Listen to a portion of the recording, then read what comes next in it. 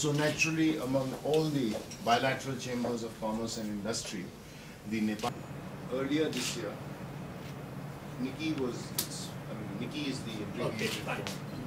NIKI amended its charter because in recent years after it was set up, it started shifting more towards under the influence of what we would call the trading community. And so many of the Nepal-India joint ventures, whether it is Surya Nepal or Unilever or Dabur, they wanted that NIKI should also be a platform from which their concerns could be articulated to the government of Nepal.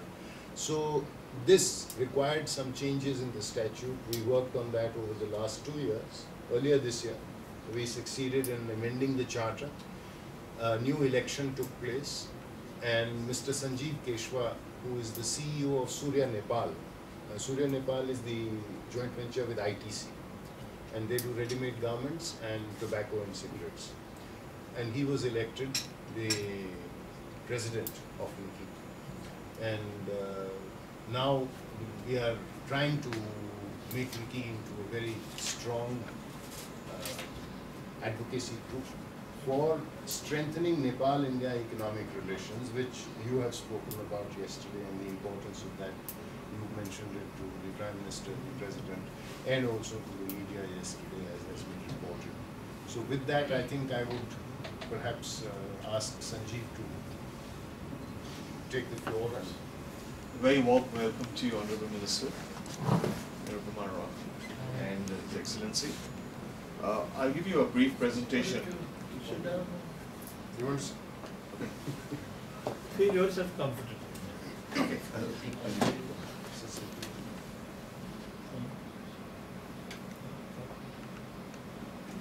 Yes. I have a brief presentation on the issues that we are really facing as far as doing business in Nepal is concerned. And for this, I've highlighted two major sectors. One is telecommunications and the other is hydropower. In telecommunications, I'd like to talk about United Telecom, UTL, and in hydropower in general. UTL is a joint venture, sir, as you know, between MTNL and TCIL. The Government of India holds a combined shareholding of 53.34% in UTL. To the Nepal government on 4% of the revenues generated, or a committed fee of 4% based on projected revenues, whichever was higher. UTL was ready with the network in a record 5 months. Well, at some point of time, they will also realize that there is no substitute for development. And they cannot breathe and feed on the basis of ideology. They will need something more concrete than that to move forward. And they know that India's economy and then our investable surplus is bulging. And then we are looking out for opportunities for investment outside. I mean, 75 billion in the last 5 years, has been the investment quantum. So that gives Nepal certainly an idea. If they are looking for development, if they are looking without investment, there cannot be development. Thank you, sir. Thank you. And members of the chamber, they exchange views on India's economic linkages with Nepal. They spoke about the role and activities of some of the leading Indian ventures and joint ventures in Nepal, and also apprised the External Affairs Minister of some of the constraints that they have been facing in terms of in their operations and in terms of scaling up their operations, because as you're aware, India is a very fast growing economy with a growth rate of 8 to 9% per annum. Indian companies, some of which are many multinationals, are very actively investing abroad, and we are a large recipient of ODI, the FDI, foreign direct investment, as well as a large investor abroad. And Indian companies, given the proximity with Nepal, are quite open to scaling up the investments in Nepal, which will bring more jobs in this country, which will spur the development and growth in the country, which will also create more opportunities for export from Nepal, besides of course meeting the domestic demand. I would turn to Mr. Keshwa to give you a further perspective.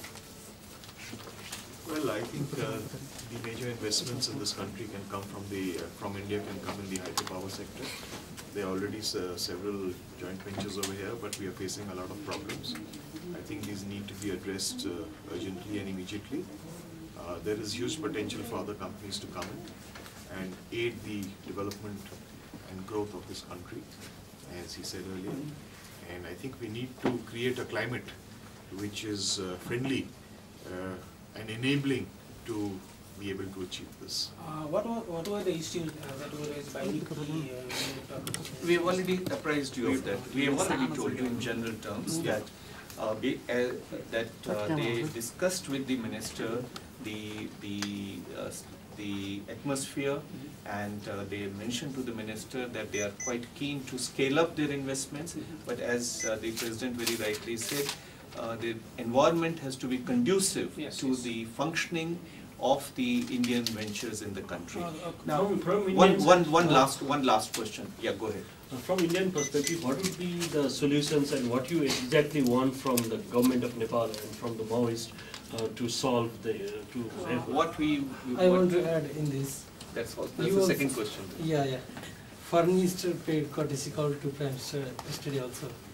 What kind of assurance did you receive from him? Very good question. At about 12:15, the External Affairs Minister himself will be meeting with you, and you will request you to wait for a short while. He is having a meeting, and he and the Foreign Secretary will be meeting you, and they'll be very happy to take all your questions. And therefore, we only wanted, before the President adjourned, to have him and me to give you a very quick perspective.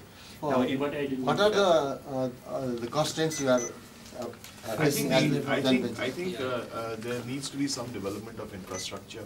I think there needs to be more transparency in the labor situation and labor laws. There needs to be security is a major issue for Indian investments over here. I think that needs to be protected.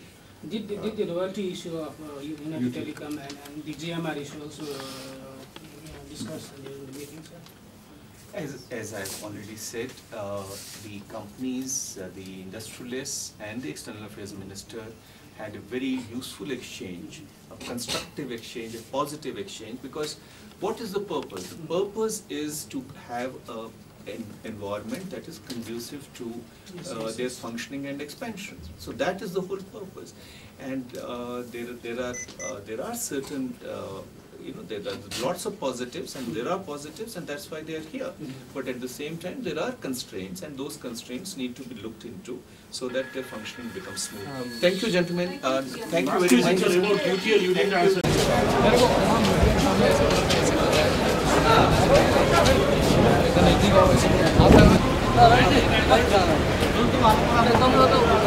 Thank you.